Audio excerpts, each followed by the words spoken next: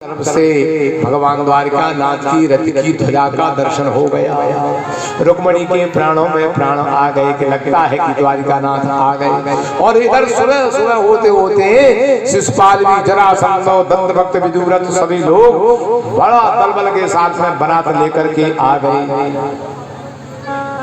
भगवान श्री कृष्ण द्वारिका नाथ बगीचा में ठहर गए हैं और ब्राह्मण ने भगवती रुक्मणी को संदेश दिया कि द्वारिका नाथ आ गए। रुक्मणी प्रसन्न हो गई, उन्होंने 16 श्रृंगार किए। अब शेर आ गया, अब गीदड़ों के बीच भी बस्ती बात नहीं है कि मुझे कोई बाल बाका।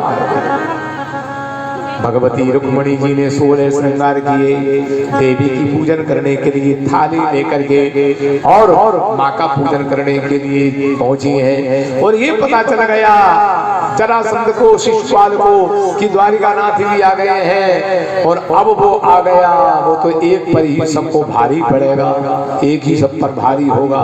इसलिए रुक्मणी के महलों से और मंदिर तक संगीन पहरा लगा दिया है कि कोई प्रकार की घटना न घट जाए। यहाँ कुल देवी की पूजा करने के लिए रुक्मणी द्वारिका माँ के भवनों में आएंगी। और महाराज भगवती रुक्मणी जैसे ही पहुंची माँ के भवनों में, अभी बैठ जाए मैं बता दूंगा,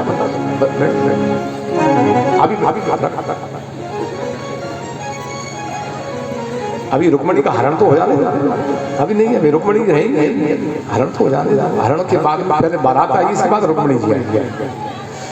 तो बोलो रुक्मणी जी जब देवी की पूजा करते हैं तो उन देवी में ही उनके लिए द्वारिका नाथ का दर्शन हो गया। बोलो द्वारिका नाथ भगवान की। और देवी ने उनको प्रसन्नता से ये वरदान दिया, जैसे सीता माता को भवानी ने वरदान दिया, मन जाहि राचो में नहीं सोई सहज सुंदर सारो।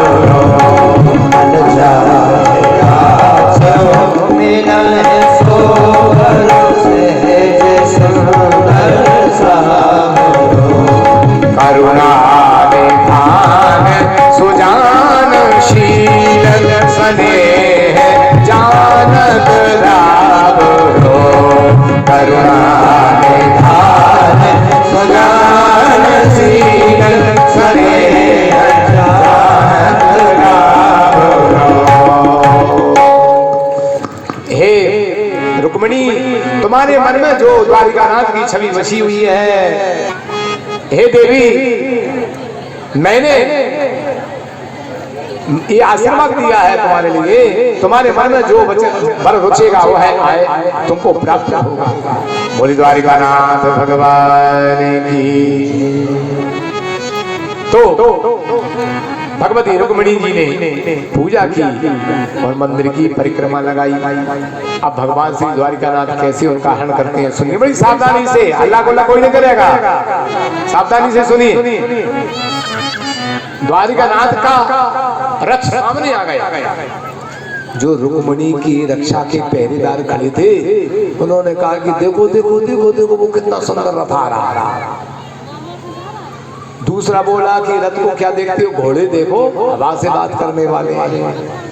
तीसरा बोला अरे घोड़े को ही देखते रहोगे क्या, बैठने वाले सवार को तो देखो क्या की उसकी वो है।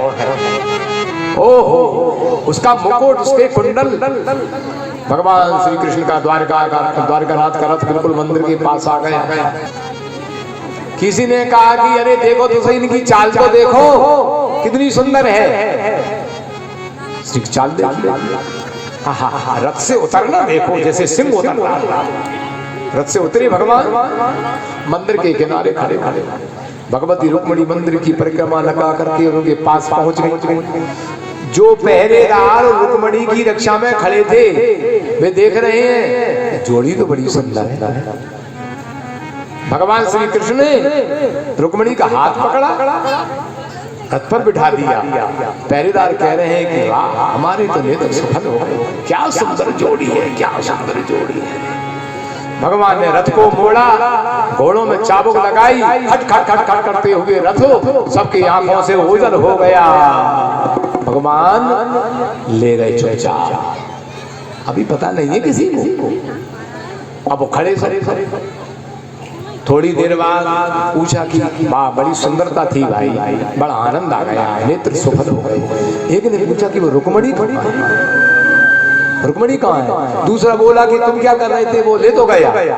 बोले ले गए तो तुम क्या कर रहे थे? उन्होंने कहा कि जो तुम कर रहे थे सो हम कर रहे थे। अब लोग घबरा गए, भैया रुक्मणी का हरण हो गया, वो तो ले गया ले गया ले गया ले गया, पकड़ो। शिशुपाल को पता चला, जरासंध को पता चला तो वो तो सिर पीटने लगा कि मैंने इतनी सेना लगाई थी और द्वारिकानाथ रुक्मणी को लेकर के चला। अब तो कुछ भी हो, रुक्मणी का जो बड़ा भाई है रुक्मी, उसने प्रतिज्ञा कर ली उस भगड़े को मैं मार करके अपनी बहन को वापस लाऊंगा, अन्यथा ये नगर में नहीं आऊंगा। उसने पूरी सेना श्री कृष्ण के पीछे लगा दी। शिशुपाल की सेना पीछे लग गई है, जरासंध आदि बड़े बड़े राक्षस पीछे लग गए हैं। भगवान का इधर से जाना हुआ और बलदेव जी का उधर से आना हुआ। बलदेव जी पूरी सेना लेकर के आए कि कृष्ण अकेले गए और बारात दो आएंगी, दुल्हन एक है, लड़ाई तो होगी। तो पूरी सेना लेकर के आए और जैसे ही श्री कृष्ण ने बलदाऊ और दाऊ को श्री कृष्ण ने देखा तो श्री कृष्ण तो मुस्कुरा गए और कहा कि तू बिना पूछे और बिना कहे तू आ गया है, मैं समझ गया लाला तू आया है, अब तू रुक्मणी को लेकर जा, मैं देखता हूँ। भगवान श्री कृष्ण रुक्मणी को लेकर आगे बढ़े और दाऊ ने अपना हल मूसर उठाया और सेना को जब मारा काटी हुई तो धड़ाम धड़ाम सारी सेना को तबाह कर दिया। और रुक्मी को पकड़ करके जब मारने की तैयारी हुई तो रुक्मिणी ने कहा कि ये आपका साला लगता है, अब इसको तो कम से कम छोड़ दो।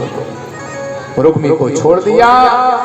अब चले थोड़े जनवासी में जिनकी तैयारी हो रही थी, वे दूल्हा बने बैठे, उनको पता चला कि वो तो सब हार गए और रुक्मणी ले गई। रुक्मणी चली गई श्री कृष्ण के साथ में। तो शिशुपाल ने कहा कि अब तो हम मरेंगे, अब तो हम आत्महत्या करेंगे, क्योंकि अब कैसे जाएंगे, दूल्हा बन के आए थे और अब बना दुल्हन के चले जाएं तो इससे ज्यादा नाक कटी हो ही नहीं सकती, अब तो जरूर मरेंगे। जरासंध आया, उसने कहा कि सुनो मरने से कोई फायदा नहीं है, अब जी तो हानि लाभ जीवन मरण जस अब जस विधि हाथ जी तो होते ही रहते हैं। और इसी द्वारिकानाथ ने 17 बार मुझे हराया और मैं 17 बार में नहीं मरा, तुम एक बार में ही मर रहे हो।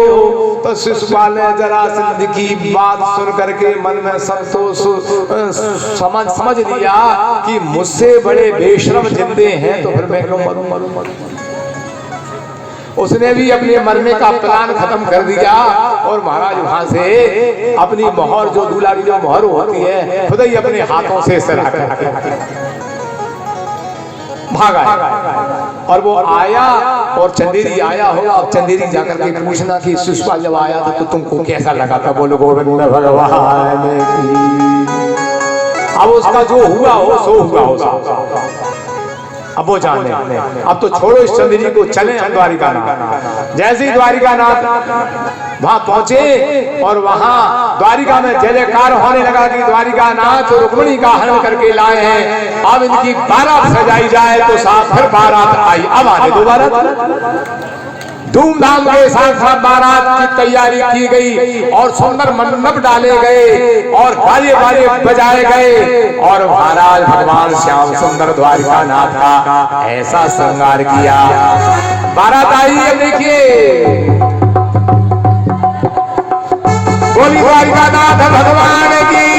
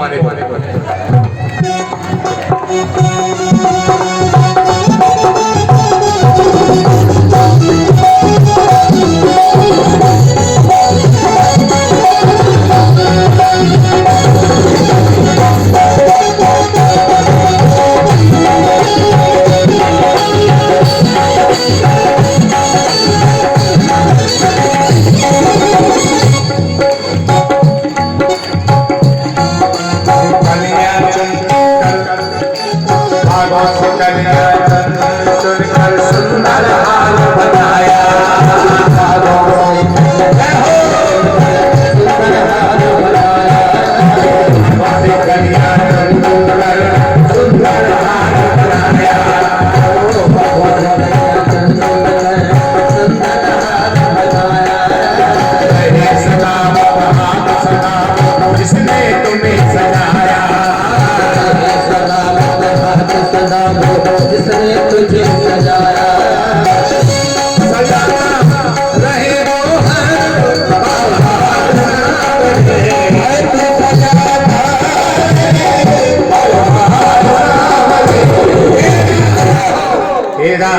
किसने किया श्रृंगार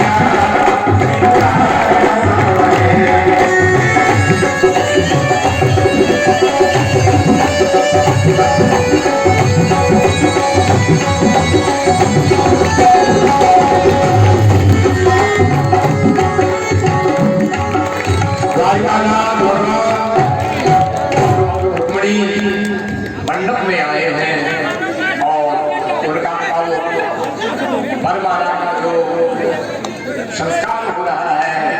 भगवती रुक्मिणी जी ने द्वारिकानाथ श्री कृष्ण के गले में जयमाला डाली है और भगवान श्री कृष्ण ने बोलिए रुक्मिणीनाथ भगवान की जय हो। भगवान द्वारिकानाथ ने रुक्मिणी के गले में जयमाला डाली है। आप देखिए कितना बड़ा सौभाग्य है। भगवान श्री कृष्ण रुक्मिणी द्वारिकानाथ रुक्मिणी का यहाँ विवाह पाने में संस्कार करने के लिए हमारे प्रधान यजमान राजा राम जी आए अपनी सपत्नी को पहले उनका कन्यादान और उन्होंने जो अपनी श्रद्धा से जो पैर पखारने के लिए पारा और कलश और रुक्मिणी के लिए साड़ी और उनके लिए श्रृंगार और जेवर जो प्रस्तुत कर रहे हैं वे संकल्प करके पत्नी से आए और सबसे पहले भगवान द्वारिकानाथ के अपने कर कमलों में कन्यादान करें। ब्राह्मणों ने स्वस्ति वाचन किया और वेद मंत्र उच्चारण हुए। हरि ओम स्वस्ति न इंद्रो बृहस्पतिर्वा स्वस्ति न पूर्वा विश्ववेदा स्वस्ति नक्षत्रो अरिष्टनेमिः स्वस्ति नो